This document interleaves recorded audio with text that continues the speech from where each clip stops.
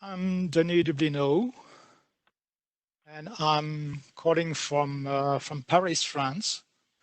Because my presentation will be a bit technical, I wanted to start with a nice picture of Paris. And it's not exactly what I can see from my window, but what's interesting with this picture is that it was taken a few days ago, and what you will never see, I hope, again in Paris, is that you have no one in the street and no one close to the Eiffel Tower.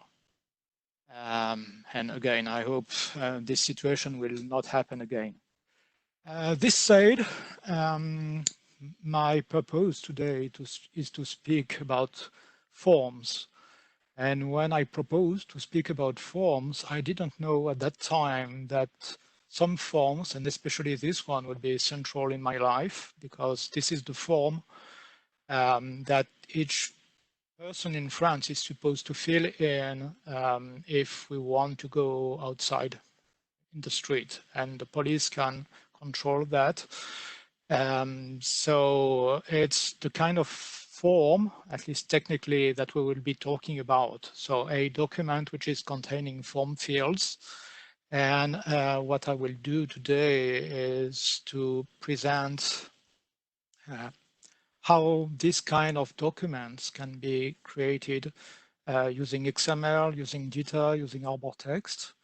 And it's the occasion to show you how to expand the usage of XML and the usage of Arbortext for maybe new types of documents. And it's also the opportunity for us to discover or to remind some Arbortext implementation techniques and possibilities and some good practices. And also to remind that customization is not always a bad word. If we are all doing XML, it's because we want to be able to really control the content of our documents. And we want to provide value to the users. And by users, I mean both the authors who will be creating the content and the consumers of information. So we want to create more intelligent documents. And to some extent, a form is providing some intelligence to the content of the document. And we want to be able to automate processes, to manipulate the content. And to do so, it means that we need to use applications which are reflecting exactly what we want in the documents and what we want to be done on the content of the documents. So to some extent, adapting, customizing both the content and the applications is something we need to do very often. And hopefully, I mean, we are lucky to have with Arbortext a very good technology which enables this kind of simple customization and safe customization that remains stable over time. That's what I will be talking about today. So if we take a use case or an example, I will stick to technical content. And if we talk about maintenance, for example, we may want to create tasks or procedures, but we want that the user of the document will be able to input information within the document. For example, because we want to get information about the equipment and we want to apply quality control and we want to store information about the life of the equipment and about what was done on the equipment. So we may want to provide documents where people will be able to input information.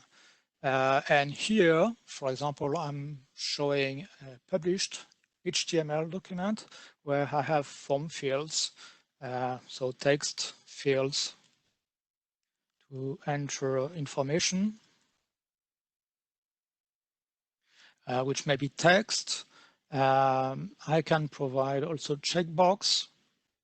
So we can select some values, radio boxes, or also selection boxes where I can multi-select values, combo boxes.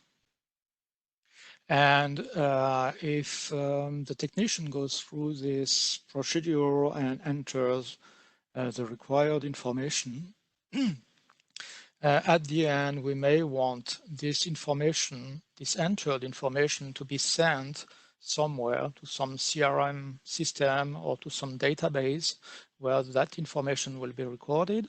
So we want the technician to sign in a way or to enter a password. And eventually we'll click on a button and the information will be sent to a website or to an application where the information is recorded. So of course, for the demo, I don't have such an application, but the document is interactive and can record information. Also, we may have a look at the PDF version of that same document, which was also published with Arbortext. So in the PDF file, we have these input fields with the same text boxes or check boxes and radio buttons and the selection boxes, combo boxes. And also here we may want the technician to sign, and because we are in a PDF document, we will want to use the sign capabilities which are offered by Acrobat. So this kind of field and of form was actually created using Arbortext. And what we will see is what is required, what needs to be done to create that kind of document and to publish it. Of course, this use case with the job card can be extended to other document types for sales, marketing, legal, or whatever purpose, where it could be also useful to use XML for authoring and get value. So basically, to create and publish that kind of document, we will have to do different things. The first thing will be to define the XML structure, which is required to be to allow the authors to define the form fields they want to see appearing in the document they are authoring and creating. So the first task will be to adapt the XML structure, and we will use the DITA specialization mechanism to do so. Then we need to create some authoring application using Arbortext editor and maybe customize a little bit the user interface so that it is easy for the authors to create their documents and the form fields in the document. And then, because we want to publish the document and the forms to both PDF and HTML, we will have to add additional definitions into the style sheet, which is created or defined using Arbortext Styler. So these are really the four main steps for enabling the production of such forms.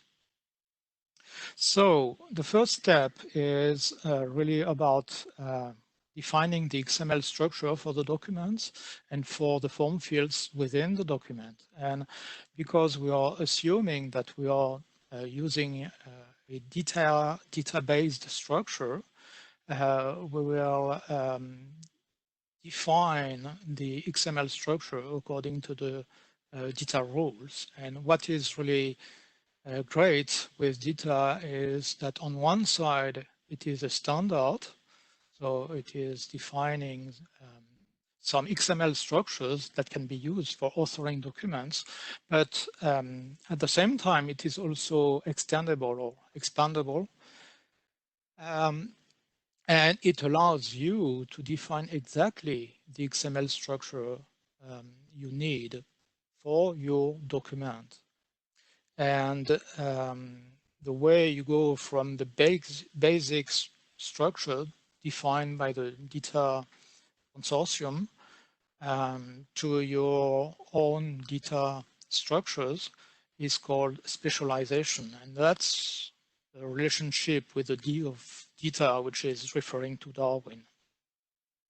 And again, because sometimes it is not well understood, DITA is not just offering a data model, a library of XML elements. It is also defining a methodology for extending that library of XML elements so that you can use really the elements you need in your document while staying compliant to the DITA structure and remaining compliant with the tools which are supporting DITA, which is a good way for simplifying the publishing process and for exchanging documents and for maintaining documents over time. So specialization and the reference to Darwin. It means that the DITA consortium is defining some basic and default structures of the content. And DITA is also defining a set of topics for the purpose of technical content as a very broad term. And you can build your own structure by specializing the structure. And typically, PTC is providing some level of specialization that can be used and which is available when you install Arbortext editor. And practically, it means that when you start creating a new document, you are offered to select a topic type from the DITA technical content. And in that case, the structure of the document will be, I would say, the default structure, which is defined by DITA. Or you can use topics from the technical information application, which was created by PTC.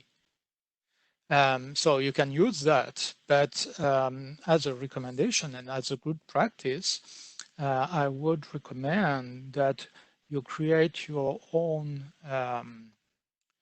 document types and your own level of specialization, even if you don't change anything to the structure of the topics.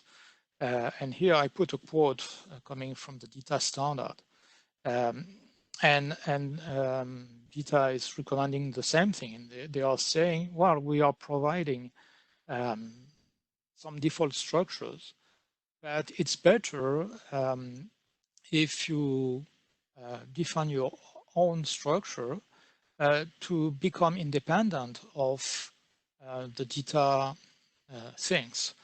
So it means that if someday in the future you want to modify your structure, you can do it without having to modify all the existing documents just because your documents will be based on your own types, which will be different from the standard ones. And you just need to modify the structure of the content below that doc type without changing the documents. So if we look at the document types and the specialization levels which are offered when you install Arbortext editor, you have the default DITA structures and topics, the DITA structures for technical information, and then that document type is defined as DITA-based in Arbortext. Then you have the technical information application. Doc types is taken for where you have the doc types and topics structure proposed by PTC. And as we can see, some of them are a specialization of the default topic. Some other are just a copy of the structure from the DITA technical information. It's important to understand the difference because typically it may mean that the the structure which are offered here may be and are different from the structures defined by DITA, the default structure defined by DITA.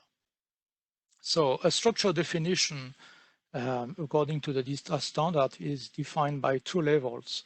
We have the structural definitions, which give the overall structure of the topics, and we have the domain definitions, which are defining the elements for specific semantic domains.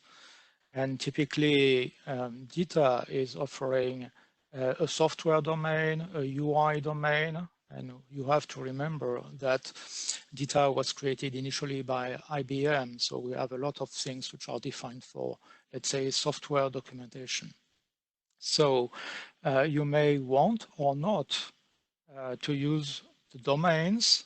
And the nice thing with DITA is that if you don't want to use something related to software, you just have to unplug the domain from your topics definitions.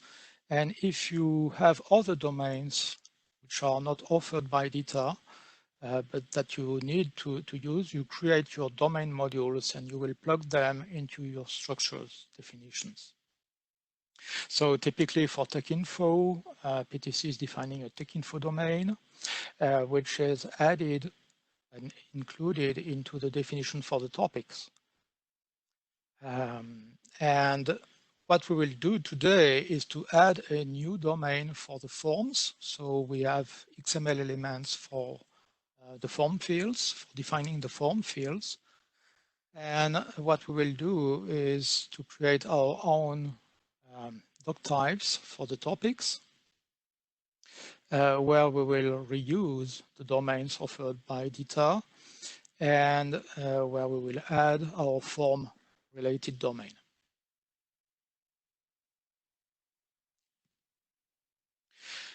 DITA, as I said, is a methodology for customizing and defining the XML structures you need. So DITA is defining some conventions and some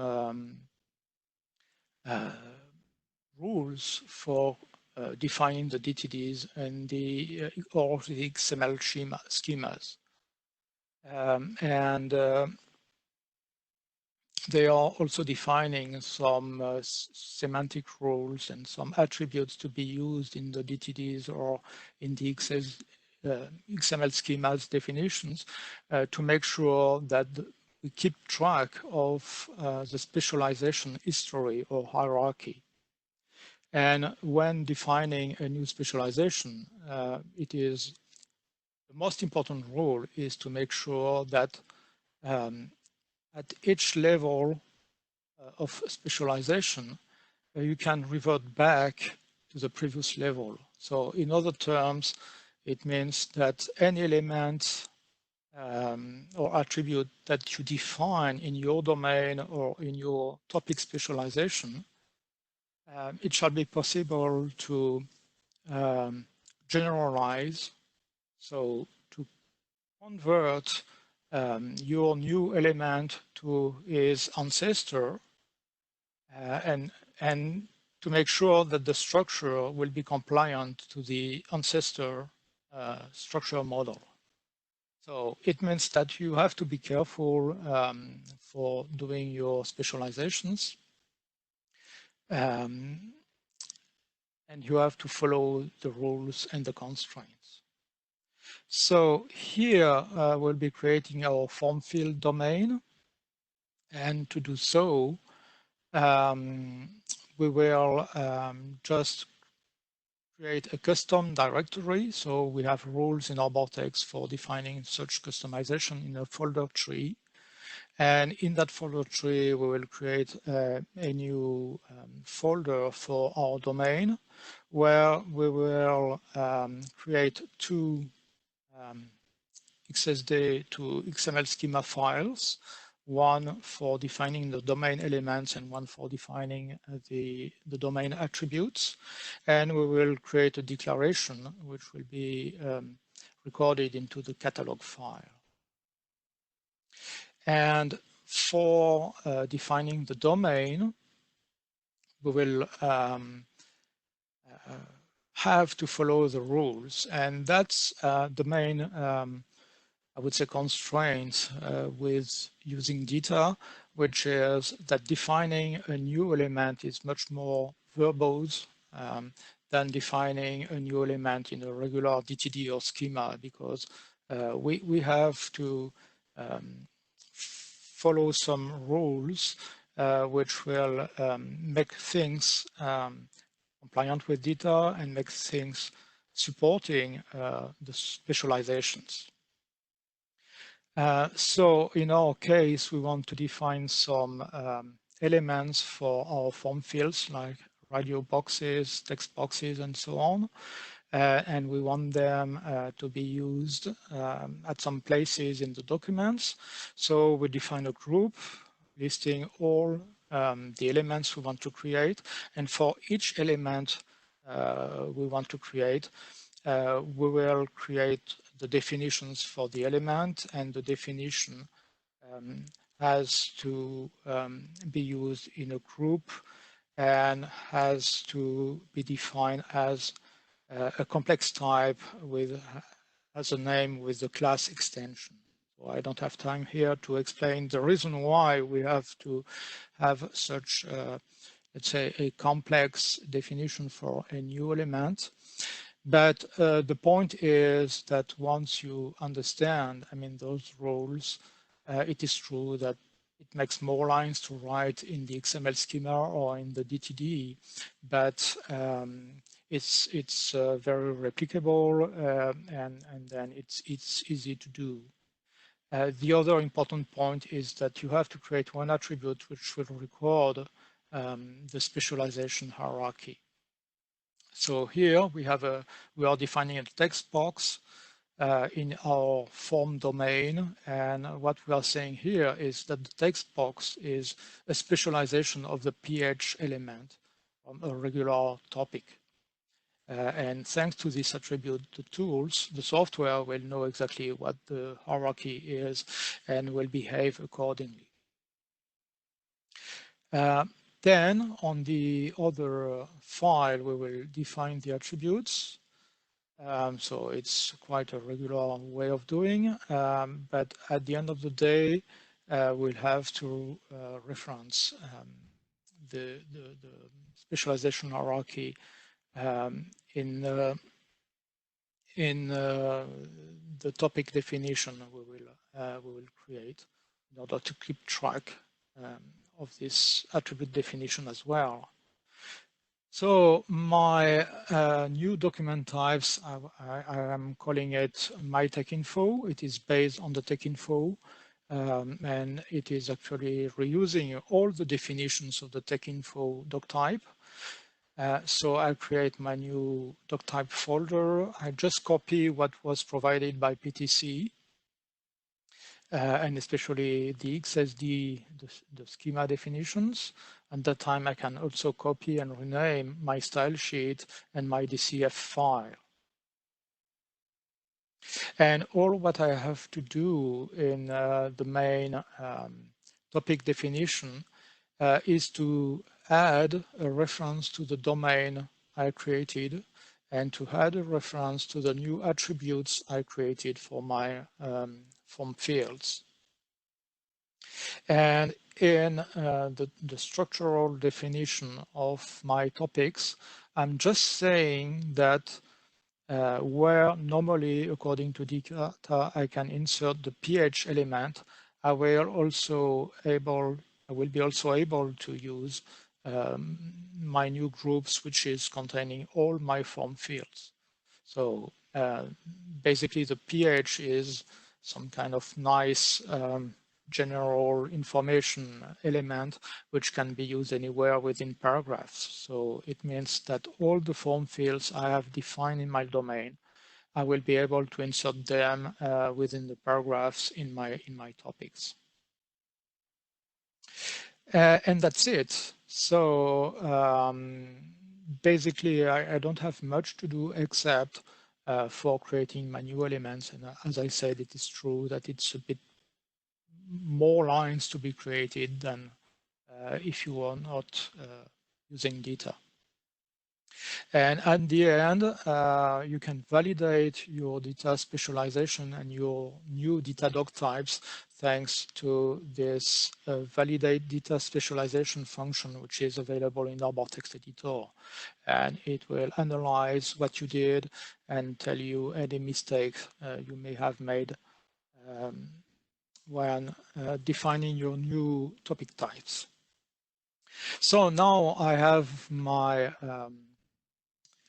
new DTDs or XML schemas defining what I want to put in my documents and especially my new form fields. So I want to be, I'm now able to author.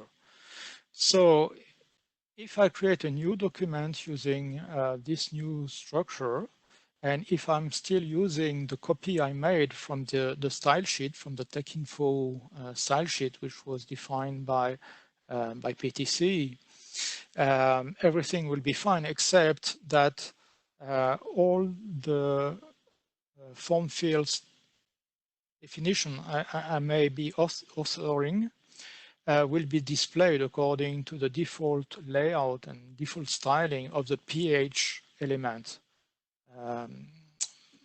Since my new elements like combo box or box item or checkbox and so on are based on specializations of the pH element. So by default, Arbortext or any DITA compliant tool will display those new elements according to their ancestors' styling rules.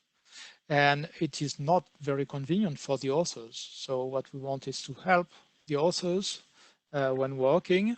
So we will want to have some visual representations of our form fields within the editing surface, the editing environment.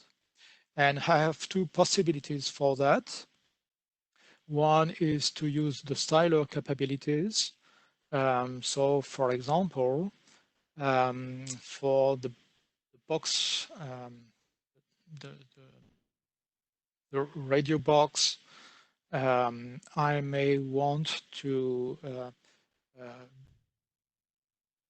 define in my style sheet that I will use small pictures to display the radio buttons.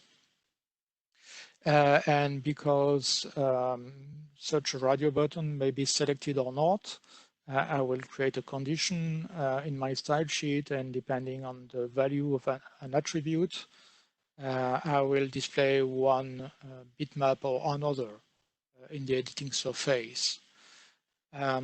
So this is nice, but because the visual result is okay, but I could go further with what I offer to my authors. And as it was mentioned yesterday during a presentation, we have another technique available in Arbortext, which is the ability of creating new user interface objects, which can be pop-up or which can be appearing in the Arbortext editor window, or as we will do right now, which can be embedded into the editing surface with the text content, which is authored by people. And these new user interface objects will be used to change the author's experience and to provide tools for facilitating the work of the authors. So I have some examples here where additional capabilities were added to Arbortext editor according to the customer's specifications. Here they had a default table of content, and they could pick up the sections they wanted to insert and drag and drop it to their document, and they had default sentences they could select and insert into their document. In this example, we streamlined the UI and simplified it so that people and authors didn't have to select element names. They just had to select a visual representation of the type of content they wanted to insert. They were clicking on it, and it was Arbortext editor was finding the right place where to insert that type of information and was inserting it. So in our case, what we want to offer is a nice experience for authoring the form fields definitions. And if, for example, I take my combo box, it means that, of course, I could use the regular ways of inserting or deleting elements in the XML content, but it may not be very easy to do for authors. And for example, if the combo box was inserted into a table, it means that there would be much more clicks to do in order to really access to the elements for adding new values, for example, for my combo box. So here, by using the GUI, I can both display the combo box as it will be published, but I can add some buttons so that, for example, the author may select one of the values existing in the combo box, and they will remove it. And as you could see, it is removed from the combo box and from the content of the document itself. And if I want to add, to create a new possible values for my combo box, I just enter it, and it is now added, and it is recorded in the XML content. So when the document will be published, it will appear in the published combo box. So here it means that I added some intelligence to the authoring application, and I was using this GUI application, this GUI technology, which is simple in the way that it means that there is an XML structure somewhere which is defining the content of the UI object, and modifying the content of this UI object or having it reacting to the end user means that the program is just modifying the XML structure. So how it works? In our example, we have the edited document where the combo box is defined. So in the DCF file, the document type configuration file for our application, we associated the element combo box to a GUI file, which is an XML file, which was created in the custom dialogues directory. This XML file is containing, I would say, the skeleton of the GUI. So when the document is loaded, Arbortext editor will find this GUI definition and will display the window into the editing surface. And because we have this script which is triggered on the window load event, the function here will be triggered at the time Arbortext editor is displaying the document, and this function, which is very small, will read the document and will add all the possible values for the combo box in the displayed window. And each button will trigger another function which will update both the edited document and the window so that they keep in sync, as we could see during the demonstration. So, I mean, the point here is that the technology is very simple because you don't need to learn a new API or new technology. All what you need to know is to manipulate XML content using very standard technology, which is the DOM and JavaScript. So basically, this kind of implementation can be done by any web developer. There is nothing very specific. And this can provide, as we could see, a lot of simplification for the authors if they can use this kind of UI when authoring. And of course, it can be adapted and used for many situations that you may have in your documents. So now we have the XML structure, we have the authoring application. We can author our documents where we will define the form fields we want to appear in the document. So all what we need to do now is to specify how we want the documents to be published. And first to PDF. And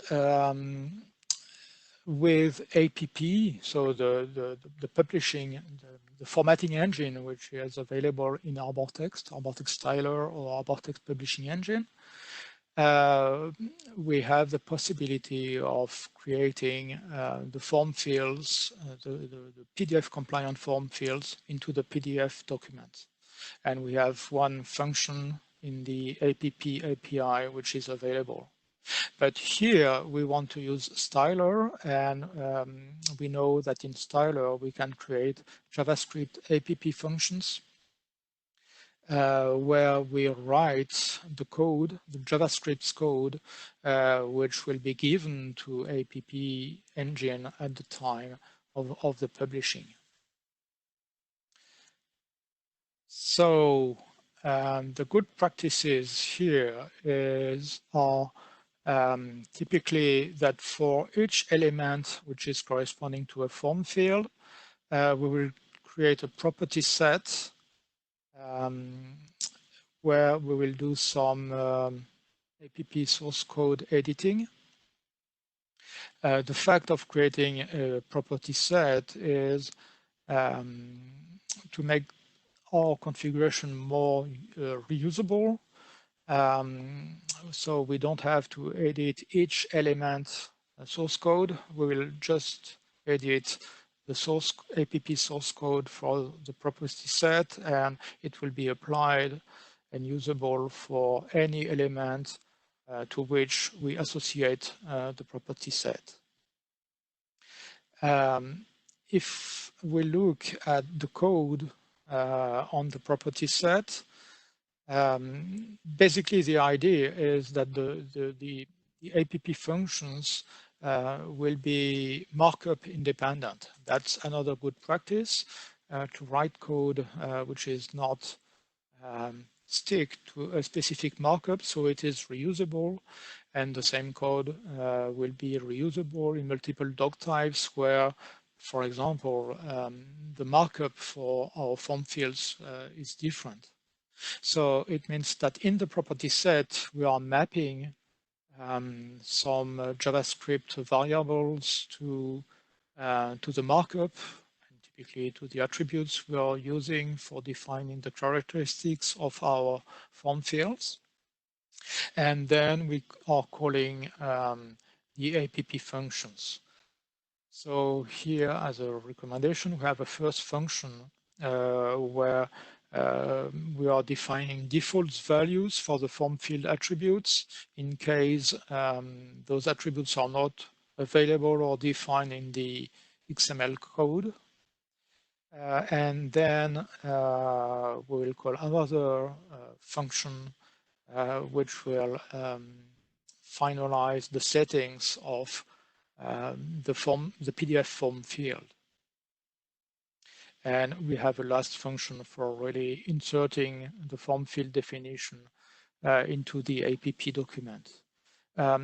What I'm showing here is the total number of lines which are required to create this form field for the combo box. So it means that the number of lines is quite small because here we have most of the code is for mapping things and making the code as much markup independent as possible and for covering the case of default values and values which would not be available in the XML input.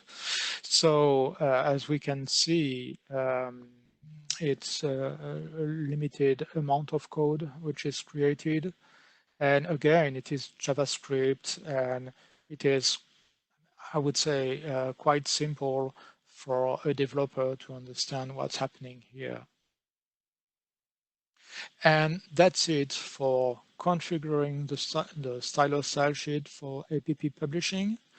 And we will have the same kind of Styler programming for publishing to HTML.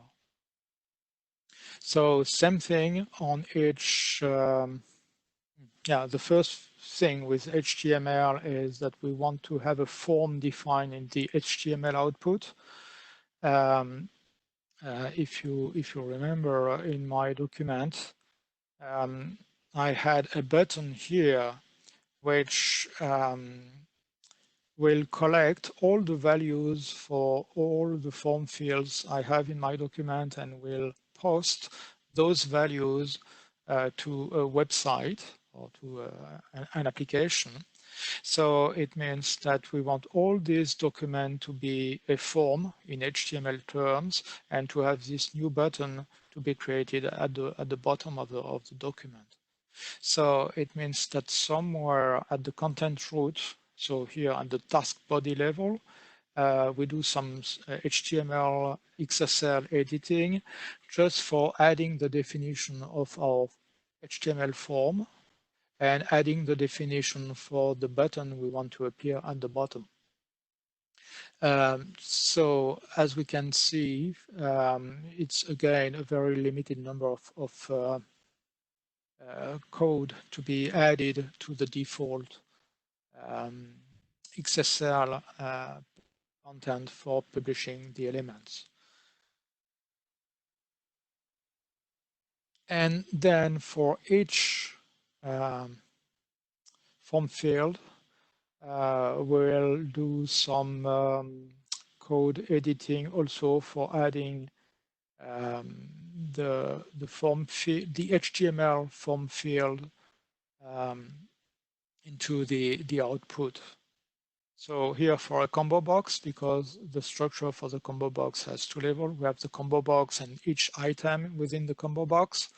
We will do two source code editing in Styler, one for the combo box element, just adding the creation of the select HTML element, and one for each possible value.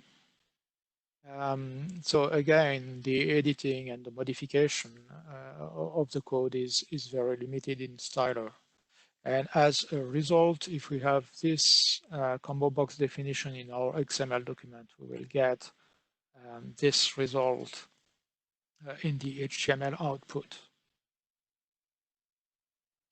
So, of course, it was a very short introduction to the technology, but I mean, the message and the purpose, I mean, was not, of course, to do a proper training on those technologies, but I think that for developers, it gave some ideas on how to do.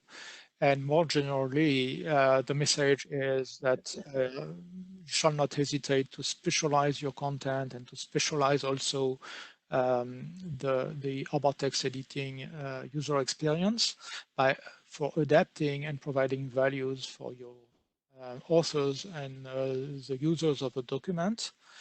The other message is that all what I've been showing is very standard technologies. It's DITA, it's JavaScript, it's DOM XML content manipulation. So it's accessible to any developer with some web development experience. And the last message, I didn't really insist on that, is any implementation shall be based on modules. We have the capability of creating modules for the XML schemas, modules for the style sheets, modules for the code. So a smart design for the implementation is based on modularizing so that you can reuse for many document types and many elements or what you are doing so that you can avoid duplicating your customizations. So in other terms, it's not so difficult to customize and specialize XML and Arbortext for creating some rich documents containing forms and form fields, and especially if you want to publish to PDF. I will provide and make accessible the custom directory containing the small configuration files I've created for the demo. So if you want to take this as the basis for implementing your own application, it will be easy. Thank you.